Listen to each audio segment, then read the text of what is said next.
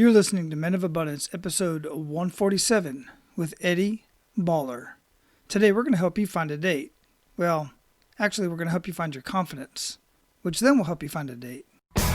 Welcome to Men of Abundance, the podcast for those looking to level up their lives by hanging out with some of the greatest leaders and established professionals in our community, living a life of integrity, honor, and the abundance mentality. Prepare to pay it forward with your host, former Army medic turned lifestyle entrepreneur, Wally Carmichael.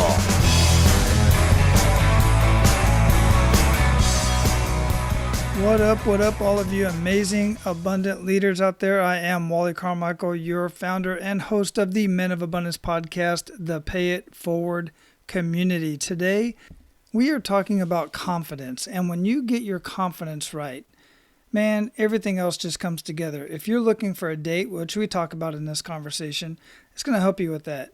If you're looking for a promotion, if you're looking to improve your business, if you're looking to start a business, if you're looking to do anything that you've lacked confidence in thus far, hopefully we're going to have a conversation today that's going to help you gain confidence and build your confidence, or you're going to end up working with Eddy and he's going to show you how to build some confidence. In either case, this is a very important conversation for us to have. And men, you know this. Other men want to hear this conversation too. So do not be selfish. Be the opposite of selfish. Be the opposite of scarcity. Be abundant in your life today and pay it forward by sharing this episode with everyone you come in contact with. Share it on your Facebook feed. Share it on Twitter. Share it wherever you are on social media so that other men can find this conversation. And don't forget the ladies. Share it with the ladies as well. Some of them want to gain some of this confidence, but also they have men in their lives that need to gain this level of confidence. So do them all a favor and make sure you share this episode. Also, if you're not already subscribed to Men of Abundance, either on your favorite podcast player or on iTunes, do that so that you don't miss a single episode of Men of Abundance. Now I'm going to introduce Eddy to you real quick, but don't forget to hang around at the end where I'm going to share my thoughts about this conversation. And then you can share your thoughts either in the show notes at menofabundance.com/147, or men, you can join our private Facebook community, the Men of Abundance community, where we can have this conversation and continue these conversations about gaining confidence, having a much better relationship with your wife, with your kids, having a better relationship with your coworkers and your boss and your subordinates, those that work for you. We are having those kind of conversations and many other conversations that us men just have to have in the privacy of our own group. That's why I created the Men of Abundance community, so that we can have these conversations about living a life of abundance and getting out of the scarcity mindset so you can finally break through and have the life that you know you deserve. And men, you can gain access to the Men of Abundance community by going to menofabundance.com/members, or just click on the members only tab at the top of any one of the pages at menofabundance.com. I look forward to seeing you there. All right, our featured guest today is Eddy Baller. He is a personal development and dating coach for men. He helps guys to crush personal obstacles to become the kind of men women desire and men respect. As a guy who started out with social anxiety, health problems, and depression, Eddy knows what it takes to grow as a man and overcome life's challenges. You can learn much more about Eddy Baller at conquerandwin.com. Men, it is my honor to introduce you to Eddy Baller. Eddy, welcome to Men of Abundance, man. How you doing? I'm fantastic. Thanks for having me on. Oh, my pleasure. And again, as we were talking during the pre-show, I apologize for the confusion. We both have so much going on in our lives right now. I had to reschedule. You were gracious enough to reschedule, and here we are finally having this conversation. Yeah, no, it's good to connect. You have a great site and a great podcast going on. Yeah, I appreciate that, really. Where are you at in the world? I'm in Vancouver, Canada. Vancouver. I have not been to Canada yet. Do look forward to it. This is a good spot in the summer, except for right now it's been very smoky because of some wildfires on the interior. Not too close to Vancouver, but all the smoke's blown over here, so it's been looking pretty dreary. Like I guess a bad air quality for a little while. Yeah, that's frustrating too, because we don't get a whole lot of that out here, but I grew up in Phoenix, and we used to get those brush fires all the time. They can be pretty scary. Oh yeah, yeah. Well, I'm glad they're not over here, but we're still getting the effects from all the fires on the interior of BC. Yeah, I get that. So before we get too much into this show, Eddie, I really like to start out with an attitude of gratitude. What do you have to be grateful for today? Family, great girlfriend, and a business. I just keeping maintaining good connections with everyone that I know. Wonderful. Yeah, that's very important. Absolutely. So before we got started here, I kind of went over your brief bio and a little bit about what you are doing, what you're doing professionally. And it does kind of touch on what you're doing personally as well, because it kind of relates to who you are. But here on Men of Abundance, we really like to get to know the man behind the abundance. So if you would, share a little bit more personal information with us, and let's get personal. Sure, let's do it. So just tell us a little bit about yourself that the average person may or may not know at this point that kind of led up to where you're at today. Okay, well, like you said, what I do is kind of integral with who I am. Like everything developed it started off from a point where I had a lot of social anxiety, I had depression, lack of social skills. I was a very negative person. This is my early 20s. And in my late teens, I suffered from pretty bad depression, thought about suicide, all that kind of stuff, right? But then I was like, well, this sucks. I want to have a good life. I want to feel good. I want to meet women, a major driver, obviously. Mm-hmm. I wanted to figure out how to do that. So the first thing I did was to abandon my old social circle. Maybe I'm going down a different thread here, but I abandoned my old social circle because I didn't know too much, but I knew that if I stayed around the same negative influences, I was not going to change, and I needed some space to grow. And so from that point onwards, I just kept working on myself. And so I'm 38 now. It's been 18 years, I guess you could say, working on myself, personal development, working on being good at dating with women and social connections in general.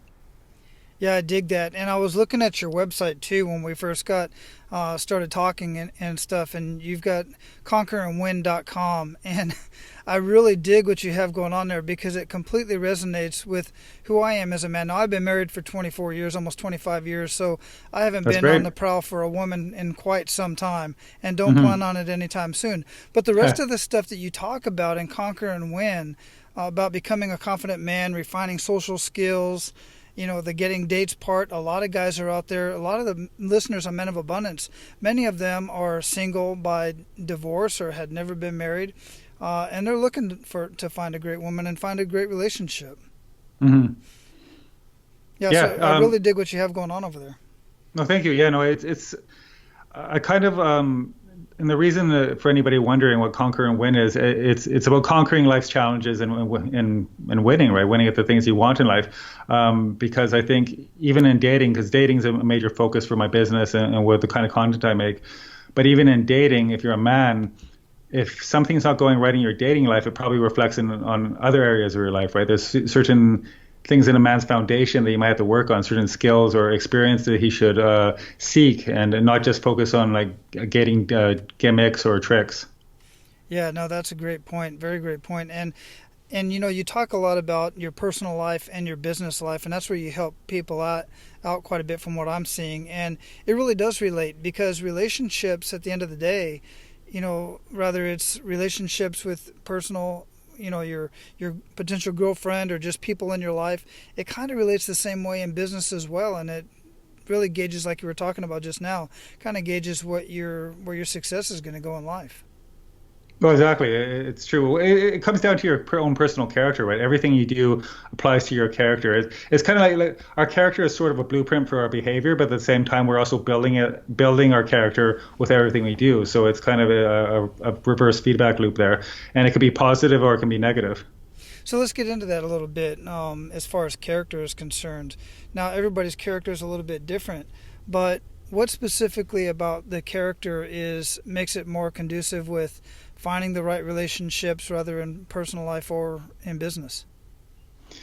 Well, in terms of relationships, in our personal life or even in business, it all comes down to, or a lot of it comes down to not being needy, like not being desperate for the things we want. Like when a man is really desperate for a woman, very often he's going to repel her. It's kind of like an opposite effect. Like we want her so badly that she's like, ew, like, why is this guy so into me? Like, and that kind of applies to other areas in our life too. Like in business, like if you're too desperate, let's say in a coaching business, like in mine, if I'm too desperate for a client, then the man I'm talking to is not really going to work with me because like, well, why does this guy want this business so bad? Like, I thought he was important, right? So not being desperate is a really big aspect of that, to getting greater abundance in our lives, because it can be hard too when you're starting and you don't have certain aspects of abundance you want. Maybe you don't have a lot of women interested in you, or you don't have a lot of money. It's from starting from that place. It's kind of going backwards. Like you have to have the mindset first before you start getting all the abundance from either socially or financially. Yeah, absolutely. You definitely hit the nail on the head there. It really is all about mindset. And I'm finding this, I already knew this as I started this whole podcast and this whole abundance journey. And the more people that I talk to time and time again, over and over, the people that are successful in whatever it is that they're doing, and it doesn't relate to financial, if they want to be, whatever it is in life, number one is the mindset. They always come back and realize that it was the mindset. And those that are struggling, they just struggle with the whole mindset piece about, well, you have the skills. You can have all the skills in the world. You can have all the information in the world, and you have it at your fingertips on your smartphone. But the people that are making the difference and the people that are seeing success are the ones who have the mindset and the skills and the knowledge and the information. Yeah, it's a complete package. You need everything, and it's also at the same time it's something you have to develop simultaneously. Like your mindset's going to be changing while you change your own personal character through your actions. So the things you do, you're going to start getting you're going to get feedback from the people you deal with or from your interactions, successes and failures. They're going to tell you something about yourself, and the way you deal with that is going to change the way you think. But it can go either way though. Like you could, like a man in the same situation could take it negatively and take on a bad mindset and develop a worse mindset, or a man can develop a good one and actually start prospering. Yeah, very interesting. And it's kind of funny in that there's different scenarios where I can always remember back in high school when I wanted that particular girl, and as soon as I started dating somebody else that I like her, it's cool, and we'll start dating and stuff like that, but there was this one girl that I wanted, and she just seemed unobtainable.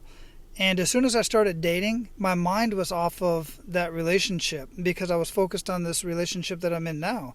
And at that point in time is when the other girl would start finding interest in me, or even other girls would start finding interest in me. And I found the same thing to happen in my professional life when I was in the military and I wanted to get promoted to Master Sergeant, and I was a Sergeant First Class for like 10 years. Well, about I don't know, 6 or 7 years in, I said, you know what, I'm not even going to focus on that anymore. I'm just going to focus on getting my job done, taking care of my soldiers and my subordinates, and doing it to the best of my ability, and not even be concerned about getting promoted. I'm done with that. Next thing I know, I got promoted. And so does that have any role as far as what you're talking about in the clients that you've worked with? Oh, totally. Yeah, it comes back to neediness and just having the right, having a mindset where you're not desperate for these kind of things. You let them happen. And I don't want to make it sound like you just kind of sit back and then, all this like great stuff comes your way. It's almost like that, but not quite. You still got to do the work. You just don't want to be desperate for the outcome. Right, exactly. And to point out what I was doing with the professional side anyway is look, I was doing the work. I was working even harder because I wasn't focused on that promotion. I was really working just to get the job done and get it done well. And with the personal relationship, I was in a relationship, I guess, which showed the other girls that I was capable of having a relationship. I'm just, throwing it out there. I don't even know the whole dynamic of it, but I just find it very interesting. Yeah, well, you made yourself more valuable too because you were off the market. So that's another factor there within dating. We all want the things we can't have, or where there's very little of it available. Yeah, very good point. Absolutely. So, here at Men of Abundance as well, as we were talking about during the pre-show, we really like to get into that kick in the gut moment. And this is a time that I've found that many people that are doing anything significant in their life, many times it all got started because of some sort of a kick in the gut moment, a significant emotional event in their life. I would love for you to share one of those kick in the gut moments with us and really make us feel that. I guess when I first started my entire journey, back when I think I was about 20 years old, maybe, and I just remember sitting somewhere outside of a school and just feeling extremely depressed. Like it's hard to put into words. There's like a deep sinking feeling in the chest where you just were absolute hopelessness. And it wasn't, it was just it was pure depression. It wasn't because I wasn't in a bad situation, didn't have a bad family, and wasn't starving, like nothing like that. It was something internal to me, something that I'm not sure how it came about. But it was a very negative time in my life. And when I had that extremely bad, deep sinking feeling in my chest, I just thought, like, that's enough. Like I can't handle this anymore. I want to be happy, right?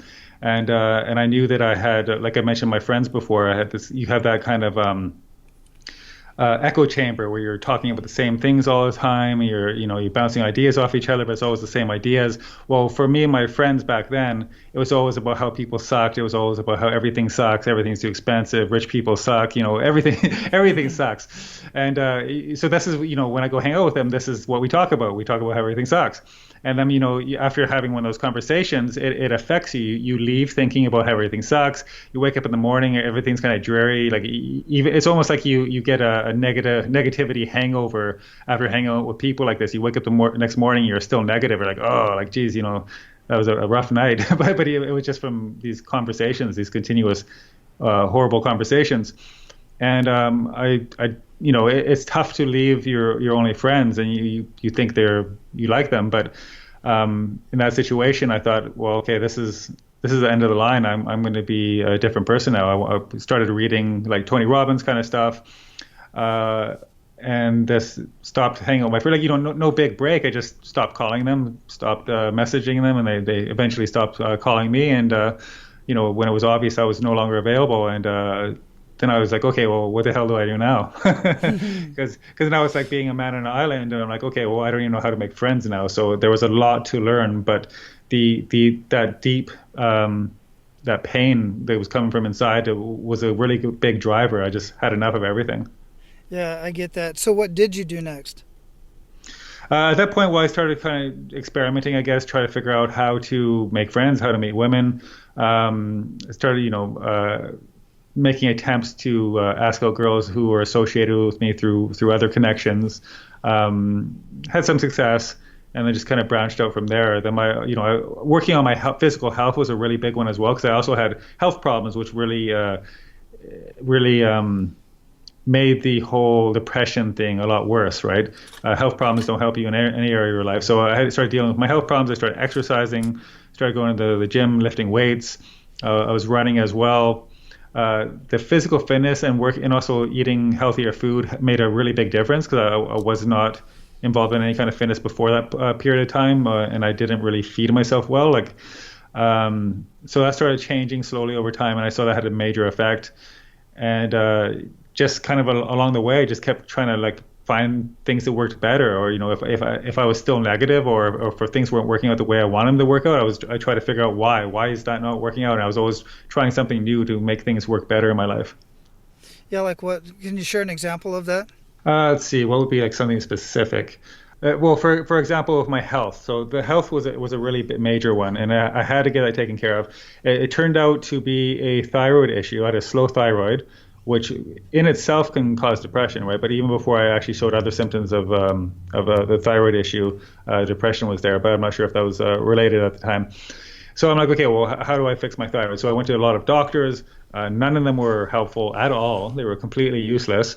In fact, before I even found out my thyroid had a problem, I went to many doctors because I was feeling sick all the time. And I was like, why do I have this extremely horrible exhaustion, and I know depression will cause fatigue as well, but this was beyond the scope of it was a very strange fatigue. I can't even describe it. It's just the energy was sucked out of my muscles. I had just no muscle energy.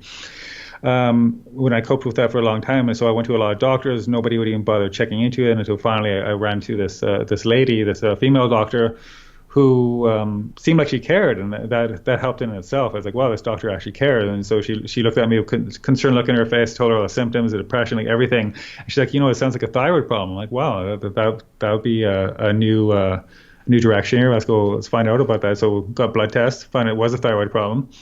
And then after that, unfortunately, it was more a rocky path with other doctors who also were useless. Went to a specialist, put me on medication for a few months, didn't work. It didn't work. He took me off the medication without actually changing my state. I still felt like crap.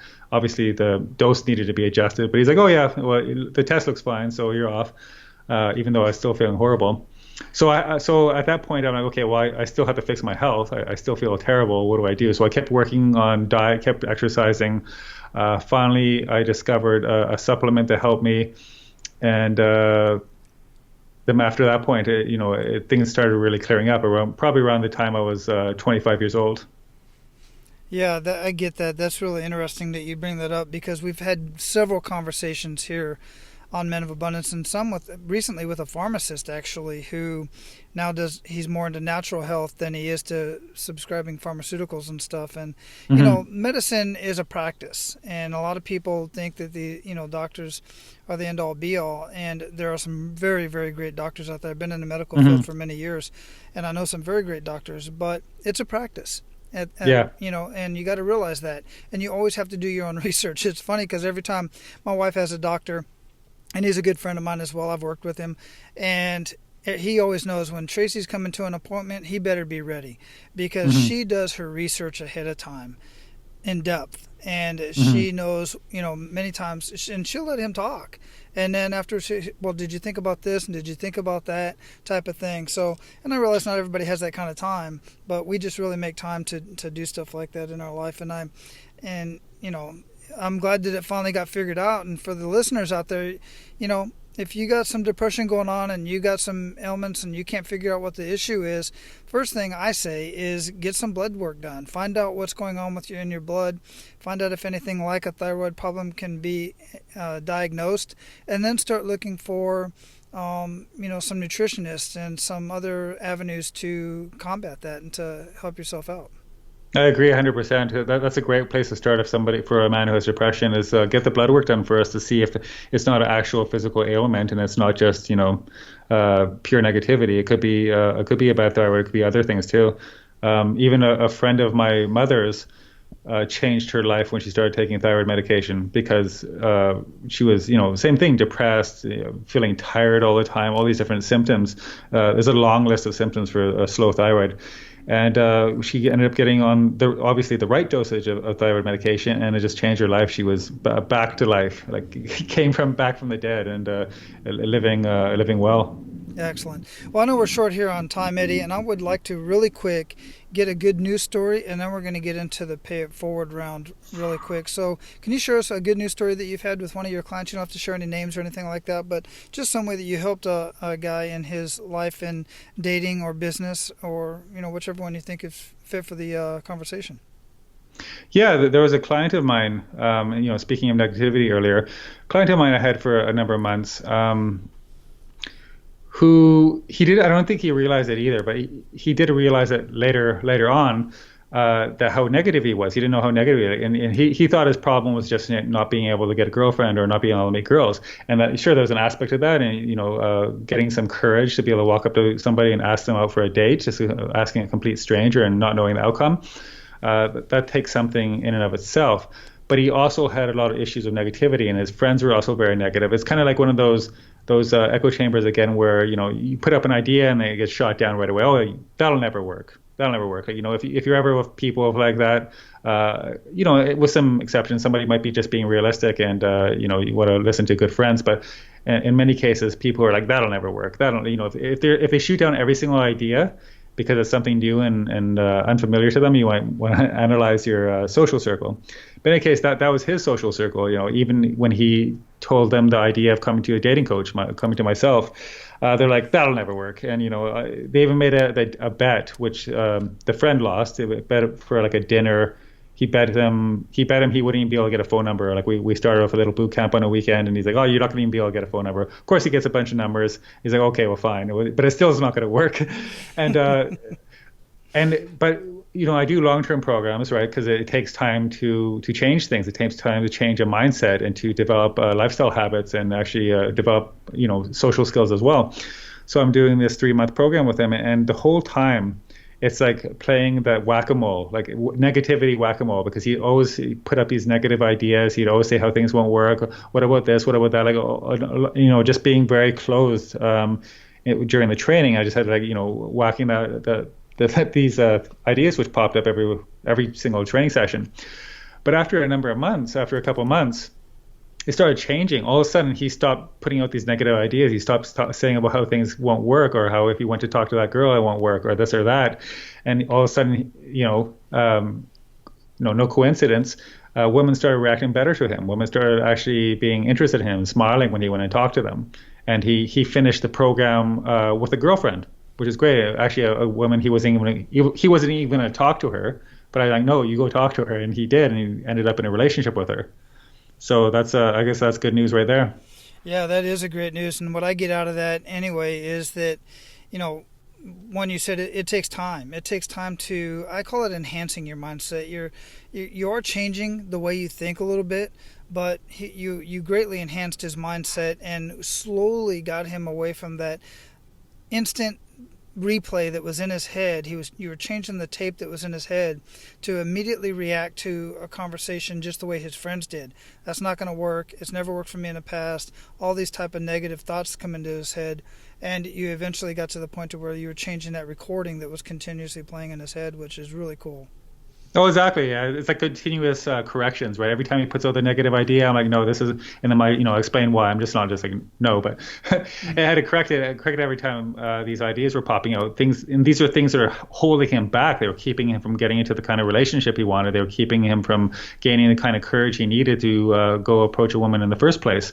And at the end of the program, besides getting a girlfriend, he also realized, like, wow, my friends are really negative. It's like, well, yeah, because you were too.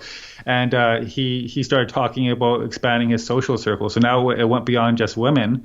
Because he actually changed a part of his character. Now he wanted to reach out to other guys who are also very positive or successful or trying to become successful, because he realized that now he was different than the friends he's with. The guy he was when he started the program wasn't the same guy at the end of the program, and he wanted to improve his life further. Man, that's powerful. I dig it. And I love watching that transformation in guys that I talk to. Very cool. So, Eddie, at this point, we're going to pay it forward to our abundant leaders. You ready to do that? Sure, let's do it. Excellent. So give Men of Abundance 1 to 3 actionable steps that they can take today. Okay. So actionable steps, stuff that's practical in the real world. And this is going to really depend on what they want to accomplish. But let's focus on dating here for one example, but it can apply to other things as well. Let's say if you're a single man and you're tired of being single, you've been single for a long time, and you want to make a change, you want to start dating, get into a relationship or marriage, whatever it may be. Obviously, it all starts with the first simple step. So the first thing you can do is just start making yourself more social in general. Like, talking to women, that's great. You're gonna have to do that too. But start being more social in general instead of just focusing 100% on women. When you get up in the morning, you're walking down the street to, go into your car, or you're walking to work or school, whatever it may be. Say hello to the people, or say good morning to the people who pass by you in the first thing in the morning, because that gets you out of your head. It starts making you social first thing in the morning, right away, right? Because if you can't even say good morning to somebody as you're walking by, or say hi, you're not going to have any chance in hell of talking to somebody who intimidates you because you're attracted to them, right? Mm-hmm. So you start with that step right there. The second thing we do for being just expanding yourself to be more social is get into real conversations in whatever, like if you're shopping situations. It could be buying a coffee, you're at the grocery store, it doesn't matter what you're buying. Get into what I call a mini conversation with the checkout girl, right, or the barista. And it can be male or female, it doesn't matter, but because again, the point is to be more social. You want to get really good at making observations. So it could be something about them, it could be something about the environment, something that happened during the day, even the weather, something as mundane as the weather. But you want to make like a real comment, a real observation about that. Like somebody's wearing a interesting ring, you might be like, well, that's a really interesting ring you're wearing. Where do you get it? It looks like it's Venezuelan maybe, or Nicaragua. It has a Latin feel to it, right? Whatever it is, doesn't matter. You don't even have to be accurate. It's just whatever you feel about that item, and then that's going to get them into the conversation. Even if there's a lineup behind you, you just make the comment. They'll respond. You have a little bit of a chit chat. It could be like a 10-second conversation or 15-second conversation. You just want to get into the habit of making these observations everywhere you go, making a comment, and some of these conversations will actually turn into dates in the case where you want to get dates, and other ones could turn into friendships. And on a general basis, it's just going to be you being more social. You're going to feel more connected to other people, not so isolated by yourself. And it's going to kind of just make everything a little bit more cheery, right? We're social animals. And I've seen studies where people actually felt better just from talking to strangers on the commute to work, like on the subway or whatnot, right? So those first two steps are a great way to start getting social. And if you're a single man and you want to meet a woman, right, you just have to start working on your being more social in general. Afterwards, you're going to obviously have to tackle trying to meet women directly, and that's going to be some more steps there. But start with the first two simplest things. Very cool. I dig it. What daily habits make up the biggest impact in your life, Eddy? Absolutely. Or sorry, in my life? Yes. Okay, I thought you said the daily habits make the biggest impact. But yeah, they do. Yeah. In my life, having a regular schedule, because I work for myself, getting up at the same time, working out first thing in the morning, it probably has the biggest impact of all, because no matter how I feel, even if I went to bed too late, I'm tired, maybe there was something negative going on, something I'm working on or dealing with that I don't like, and it might be on my mind.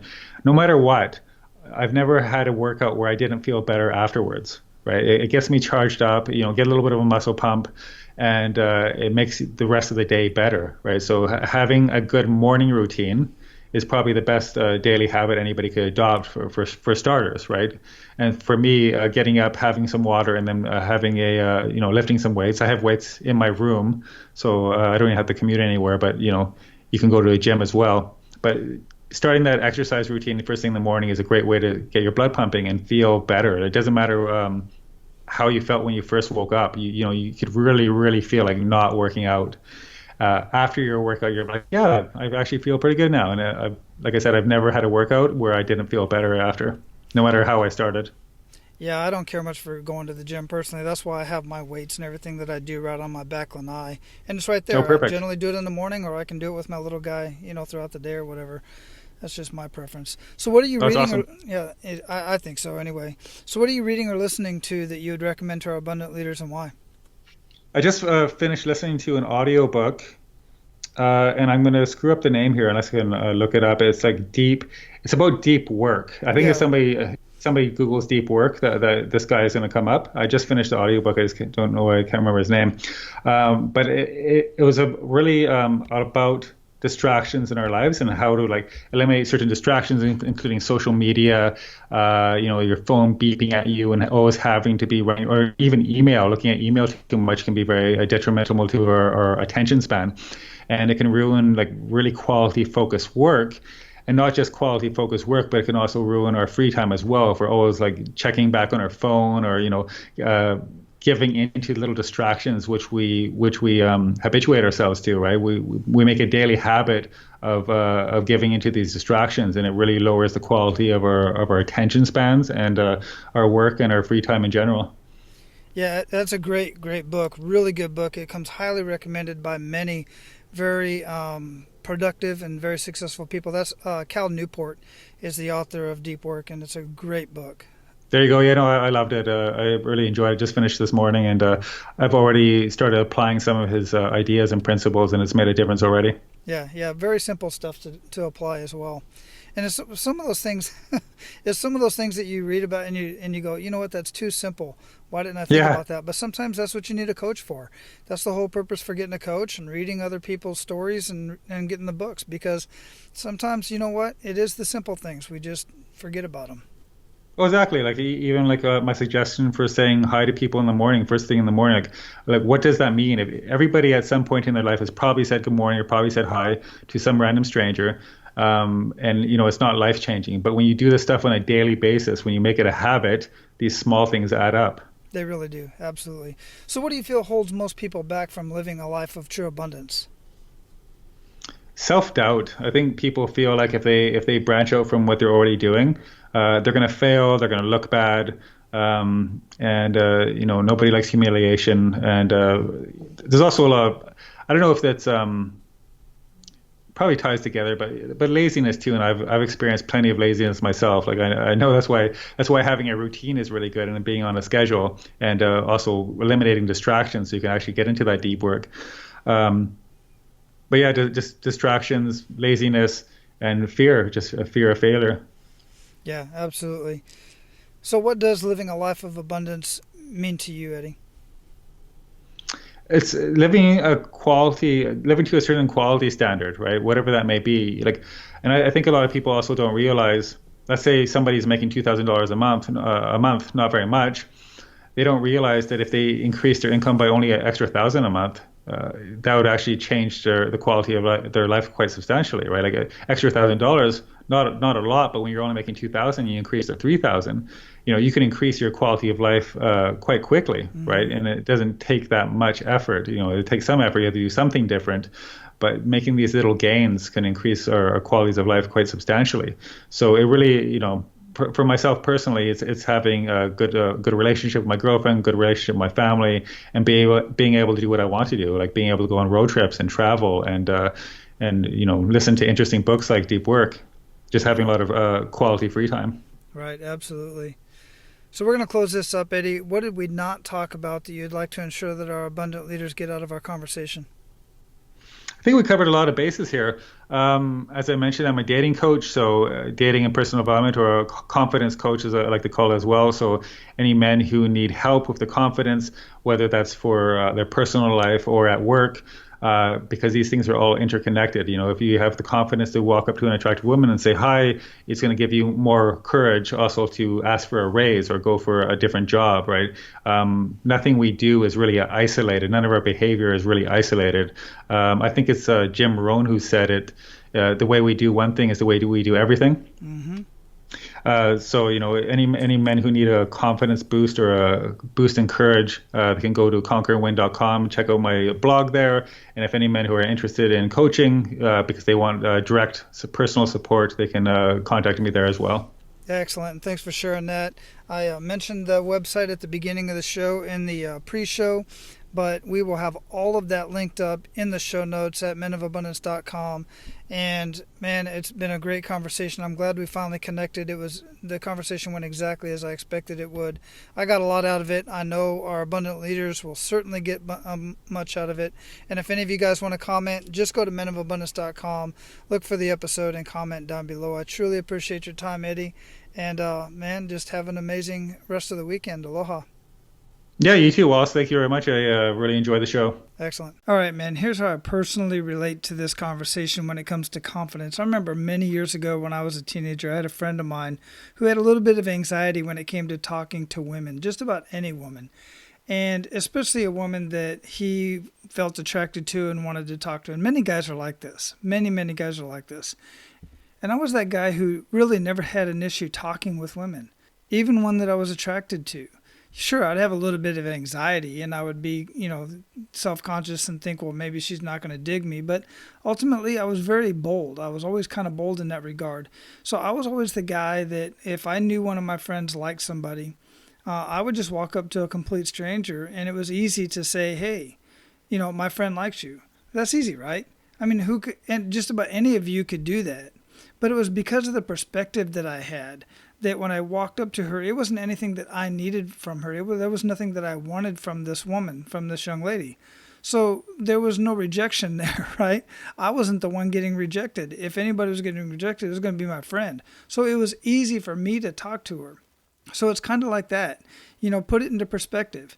And if it's somebody that you're attracted to and you just kind of lose your words over, remember, she wants to talk to a man who is confident. Sure, they like for them to be kind of giggly and clamor over them once in a while. But when it comes down to it, they might think it's cute that you do that, but they won't want to date you because they want to date confidence. And that's what I got out of this conversation with Eddy, and that's what I get out of my own personal experiences as it pertains to not just women, but also asking for a raise or saying I want this particular job, or I want to do this particular project, or I want to work with a particular client. I have no problem talking with somebody in reference to that because I know the confidence that I have and I know what I bring to the table. So again, guys, we can have this conversation and continue this conversation at our Men of Abundance community Facebook group.